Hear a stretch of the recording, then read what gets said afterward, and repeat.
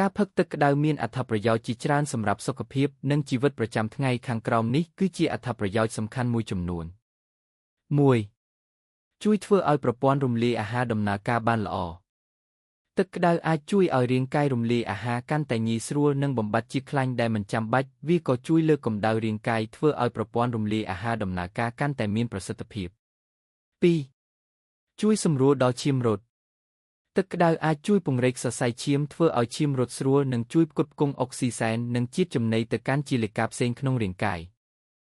3. ជួយបន្ថយជាតិពុលនិងសម្អាតរាងកាយ ការផឹកទឹកក្តៅអាចជួយលាងជាតិពុលចេញពីរាងកាយតាមរយៈការបញ្ចេញញូតនិងហេរទឹកវាក៏ជួយឲ្យតម្រងនោមដំណើរការបានល្អផងដែរ 4. ជួយធានាសុខភាពស្បែក ទឹកក្តៅអាចជួយសម្រួលដល់ស្បែកធ្វើឲ្យស្បែកមានជាតិសំណឹកនិងរលូនវាក៏ជួយបន្ថយការបញ្ចេញជាតិខ្លាញ់លើសនិងការកើតមុន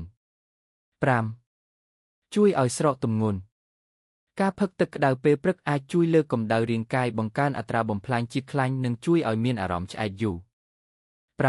6. ជួយឲ្យមានអារម្មណ៍ស្រួលនិងបន្ថយភាពតានតឹង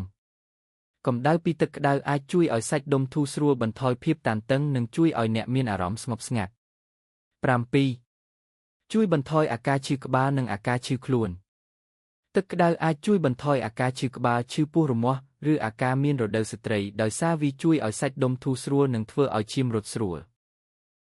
8. ជួយពង្រឹងប្រព័ន្ធភាពស៊ាំ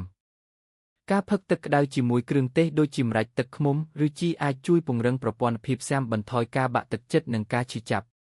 9. ជួយឲ្យដង្ហើមស្រួល ទឹកក្តៅអាចជួយបន្ថយអាការហៀសម្បោរនិងជួយឲ្យដង្ហើមមានអាកាសស្រួល 10. ជួយឲ្យដេកលក់ស្រួល ការផឹកទឹកក្តៅមុនពេលគេងអាចជួយឲ្យអ្នកមានអារម្មណ៍ស្ងប់និងដេកលក់បានលក់ល្អ ដូច្នេះការផឹកទឹកក្តៅជារៀងរាល់ថ្ងៃអាចជួយឲ្យអ្នកមានសុខភាពល្អនិងមានអារម្មណ៍ស្រស់ស្រាយយ៉ាងណាក៏ដោយគួរប្រយ័ត្នកុំឲ្យទឹកក្តៅខ្លាំងពេកដើម្បីកុំឲ្យរលាកបំពង់ឬធ្វើឲ្យអស់សំណើម